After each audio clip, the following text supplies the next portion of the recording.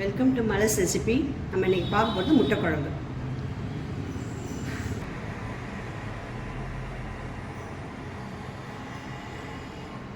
நம்ம வீட்டில் இருக்கிற பொருளை வச்சு எப்படி குயிக்காகவும் சிம்பிளாகவும் நம்ம குழம்பு செய்யலான்றதை பார்ப்போம். இதுக்கு தேவையான பொருட்கள் வந்து ஒரு எலுமிச்சம்பழம் அளவுக்கு ஒரு புளி உருண்டை போகிறோம், வெங்காயம் ஒரு வெங்காயம், ஒரு தக்காளி, கருவேப்பிலை, கொத்தமல்லி, 3 முட்டை. ஃபஸ்ட்டு நம்ம வந்து கேஸை பற்ற வச்சிடணும். பேன் காஞ்சிடுச்சு. இப்போ நம்ம 3 ஸ்பூன் எண்ணெய் ஊற்றலாம். 3 ஸ்பூன் எண்ணெய் ஊற்றிட்டு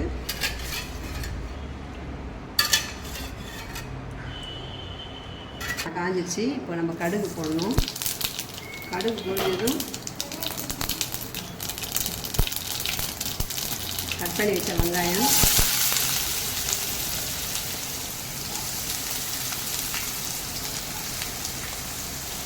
கருவேப்பிலை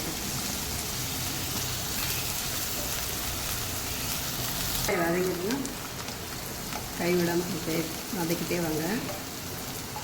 இப்போ அந்த வெங்காயத்தை கூடவே வந்து நம்ம வந்து குழம்புக்கு தேவையான அளவு உப்பு போட்டுடணும்.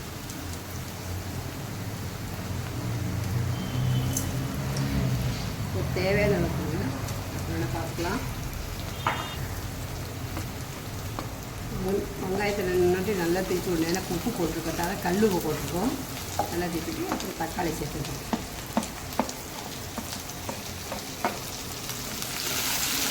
தக்காளி சேர்த்துட்டு நல்லா கலரி, தக்காளி வெங்காயமும் நல்லா உப்போடு சேர்ந்து கொஞ்சம் நேரம் அப்படியே இருந்தால் சரியாக இருக்கும்.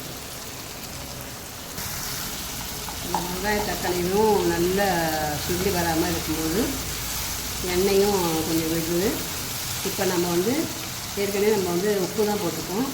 இப்போ நம்ம வந்து மஞ்சத்தூளும் மிளகாத்தூளும் போடுறோம். மஞ்சத்தூள் கொஞ்சம் போட்டுருக்கோம்.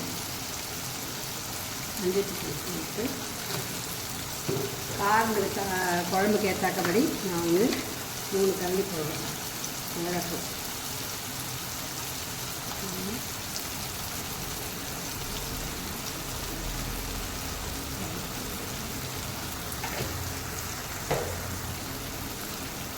இப்போ வந்து எல்லாம் ஒன்றா சேர்த்து வதக்கி விடணும். ஏன்னா அந்த எண்ணெயெல்லாம் அந்த மிளகாத்தூளும் ஃபுல்லாக எடுத்துக்கும்.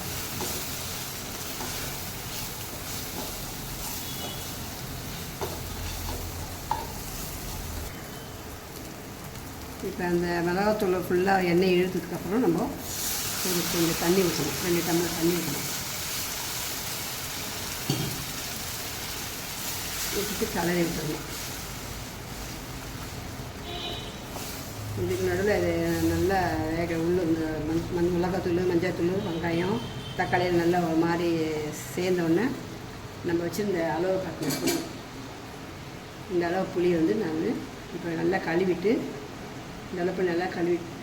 இந்த அளவு புளியை நல்லா கழுவிட்டு ஊற வச்சு ஊற வச்சுட்டு அதை எடுத்துகிட்டு வரேன். இப்போ நல்லா கலரி விட்டுட்டு கொஞ்சம் சுண்டி வரும்போது தட்டு போட்டு முடியும். இப்போ தட்டை எடுத்துட்டு பார்த்தா குழம்பு கொஞ்சம் எண்ணெய் இதோடு இருக்கும். வெங்காய தக்காளிலாம் நல்லா சேர்ந்துருச்சு. இப்போ நம்ம காட்டின புளியை வந்து நான் கரைச்சி வச்சுருக்கேன். அந்த புளியை வந்து ஊற்றுவோம்.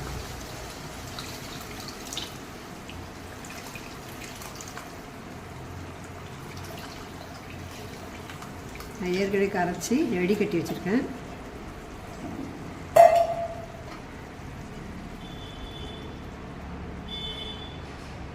இப்போ புளியும் சேர்ந்து மிளகாத்தூள் மஞ்சள் எல்லாம் சேர்ந்து கொஞ்சம் ஒரு 5 நிமிஷம் கொதிச்சா போதும். கொதிக்க ஆரம்பிக்கும்போது நம்ம வந்து நல்லா கொதிச்சதுக்கப்புறம் மூலமாக தட்டை எடுத்து பார்க்கணும். இப்போ நம்ம தட்டை எடுத்துகிட்டு பார்ப்போம் சுண்டி இருக்கான்னு. ஓரளவு குழம்பு நல்லா சுண்டி வந்துடுச்சு. இப்போ நம்ம வந்து கேஸை சிம் பண்ணிடணும். கேஸை சிம் பண்ணிவிட்டு முட்டை எடுத்து ஒன்றோடு ஒன்று சேராத தனித்தனியாக ஊற்றணும்.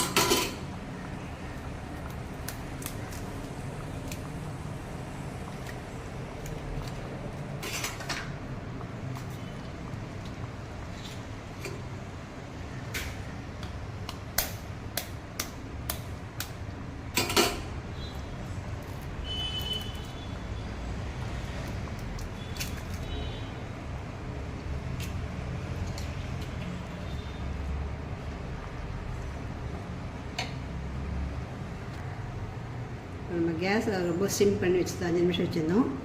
இப்போ 5 நிமிஷம் கழிச்சு குழம்பு எப்படி இருக்குன்னு பார்க்கலாம். முட்டையெல்லாம் வெள்ளைக்கருலாம் பிரிஞ்சிருக்கு, முட்டையெல்லாம் கரெக்டாக இருக்குது, நல்லா வெந்திருக்கு. இப்போ நம்ம என்ன பண்ணோன்னா இந்த முட்டைங்களை வந்து திருப்பி விடணும். அப்படின்னா இப்படி மஞ்சள் கருவோடு குழம்புல திருப்பி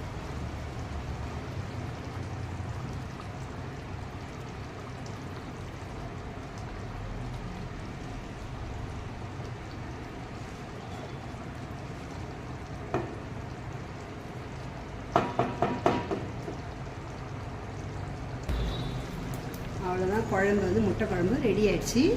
அதுக்கு மேலே நம்ம வந்து கொத்தமல்லி அப்படியே தூவிட்டு கேஸ் ஆஃப் பண்ணிட வேண்டியதான். நீங்கள் சாப்பிட்டு பார்த்துட்டு நல்லா இருந்தால் லைக் பண்ணுங்கள், ஷேர் பண்ணுங்கள், சப்ஸ்கிரைப் பண்ணுங்கள்.